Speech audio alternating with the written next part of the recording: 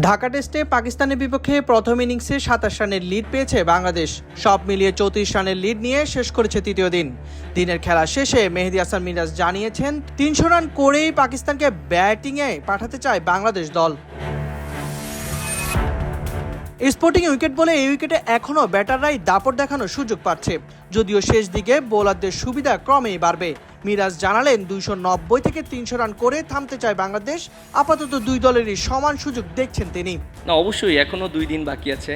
Result এখনও অবশ্যই 50-50 সিচুয়েশনে আছে, কারণ আমরা অনেক বেশি লিড পাইনি এবং আমরা অবশ্যই রেসপন্সিবিলিটি নিয়ে ব্যাটিং করতে হবে, কারণ ইউ নেভার নো মিরপুরে আপনি কত রান সেভ এটা আপনি বলতে পারবেন না, বাট মিনিমাম যেন একটা রান করতে পারি, যেটা আমরা বোলাররা ডিপেন্ড করতে পারি।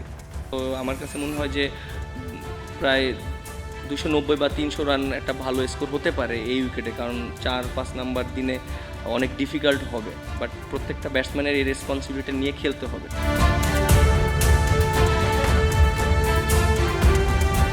এখন পর্যন্ত উইকেটের আচরণ অপরিবর্তিত হলেও পরের 2 দিন বোলারদের সুবিধা বাড়তে পারে জানিয়ে মিরাজ বলেন, আমার কাছে মনে হয় যে 3টা দিন ভালো উইকেট ছিল এবং খুবই ভালো উইকেট, এখন স্টিল উইকেট ভালো আছে এবং আমার কাছে মনে হয় যে হ্যাঁ 4 নাম্বার 5 নাম্বার দিনে তো একটু ডিফিকাল্ট হবেই, কারণ একটা উইকেটে কন্টিনিউ খেলা হচ্ছে, 2 ইনিংস হয়েছে।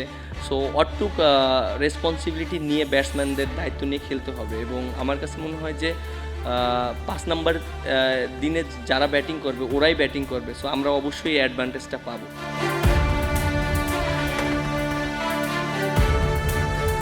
জয়ের আশা ব্যক্ত করে বাংলাদেশের এই অলরাউন্ডার আরও বলেন, না, টেস্ট সার্কেলে তো অবশ্যই আমরা যদি ভালো পজিশনে থাকতে পারি, এটা আমাদের ক্রিকেটের জন্য, আমাদের দেশের জন্য অবশ্যই বিরাট একটা অ্যাচিভমেন্ট হবে, কারণ এখানে টেস্ট একটা ম্যাচ জেতা অনেক ডিফিকাল্ট এবং একটা টেস্ট ম্যাচ জিততে পারলে প্রত্যেকটা মানুষই অনেক হ্যাপি হয় অ্যাজ এ প্লেয়ার হিসাবে।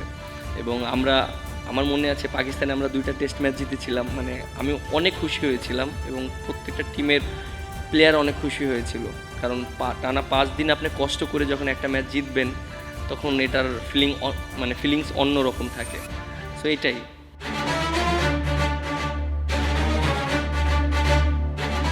সাইদ ইবনে শামস, বিডি ক্রিক টাইম।